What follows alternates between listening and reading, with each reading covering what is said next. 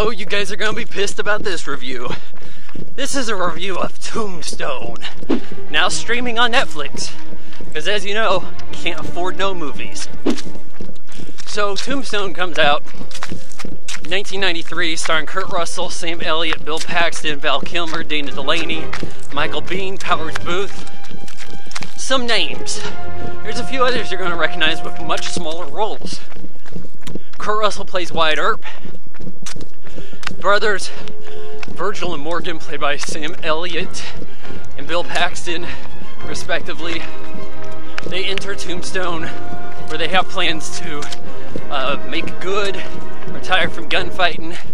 Hell, at one point Wyatt Earp says he only ever had to draw his gun once, killed one guy, but he's a famous lawman in Kansas. Like, maybe I need to read up on his history. So anyhow, they slap around a fat Billy Bob Thornton, who I saw just the other day emaciated on The Big Bang Theory. Take his job as poker player, get 25%, take on the house earnings. Win deeds to mines they never mine. Have horses they never feed. Have just no Western life experience at all. There is no character development making the world bigger. Like, you have these sets. It looks like it takes place in the Wild West, but there's no talk of the current state. I mean, you just have, well, this gang of the cowboys with the red sashes. They rule this land. What's worth ruling? I don't know. Like, why are they not in on this poker thing?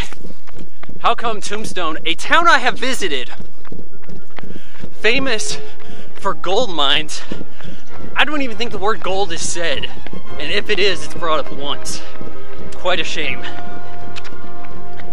Dana Delaney drops by playing the role of Joseph Marcus, an actress, I think prostitute also, but I don't remember. Anyways, her parents are rich. They're half the company that, you know, Neiman Marcus, right? Still in business today. Last I checked. So anyways, she has a little fling with Wyatt Earp, but it's very awkward because they don't want to portray him as a douche cheating on his wife. So they really, like, half the movie is his wife having a drug addiction. Tombstone, get your opium here. So that way she can walk out on him. There are a number of scenes with very bad drama, ham-fisted symbolism. Cowboys come into town, stir up trouble. They have to gunfight at the OK Corral.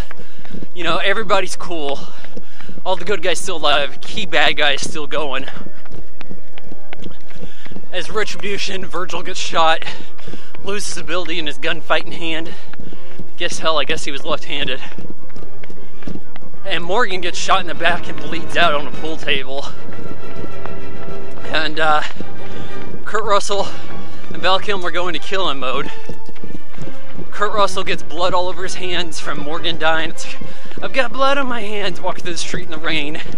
Overt symbolism bullshit. At this point, his wife dips out on him. That allows him to hook up with Dana Delaney, who looks mighty fine, by the way. Regardless of age. I'll go as far as to say that. I'm pretty sure she's my mom's age. Looks about my age today, but she's about my mom's age. So anyhow, we go a little further. We get a roundup scene. Hell, we got the guy with the one hand, and The Walking Dead shows up. Christ, forgot his name, but he helps Doc Holliday, played by Val Kilmer, and Kurt Russell, you know, Wyatt Earp, helps him round up guys, and eventually he's like off camera rounded up himself and drugged through the dirt, killed. Like, are we just missing scenes from this movie? I don't think I fell asleep. It's just, well, we're rounding people up, we're having a good timey montage of rounding up cowboys, and all of a sudden, oh, they got him. Alright, what the hell? Then we have a Charleston Heston cameo as Val Kilmer, who has tuberculosis. Doc Holliday, quite pale and sweating profusely throughout the movie.